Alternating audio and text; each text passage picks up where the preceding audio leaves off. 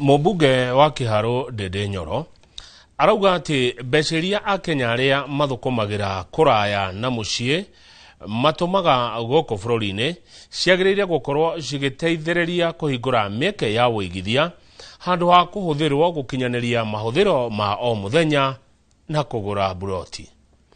Akĩarĩria Akenya aria maikaraga Ngeretha mũciĩ-inĩ mũnene wa London, Ndĩndĩ anyitĩrĩire atĩ gĩthiũrũrĩ gĩa kũhũthĩra mbeca cia kuma rũraya mahũthĩro-inĩ ma o mũthenya nĩ ũndũ ũroima Kenya mĩeke ya kũgunĩka makĩria na mbeca ici. Gĩikaro-inĩ gĩkĩ Ndĩndĩ acemanĩtie na kanjũra mũthure Njore wa Kĩmani ũrĩa ũrũgamĩrĩire Farnham Royal mwena wa Buckinghamshire.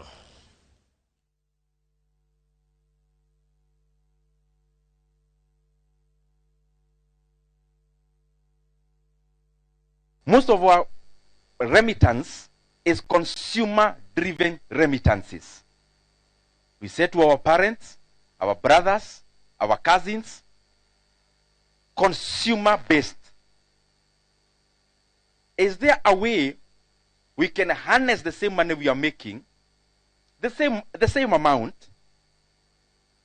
and now have a configuration of the might from remittances to FDI in a smaller way? FDI, foreign direct investments. If you tabulate the last money you sent back home, this one went to pay what, this number 2 went to pay what, number 3. Most of the money we said is for people to consume. It is okay. But even when we are here, I think it will make more even economic advantage to all of us when we now start seeing the money we are making and sending back home from just supporting our kin and our family members into building opportunities for investment for ourselves, because that in the long run helps the economy even more.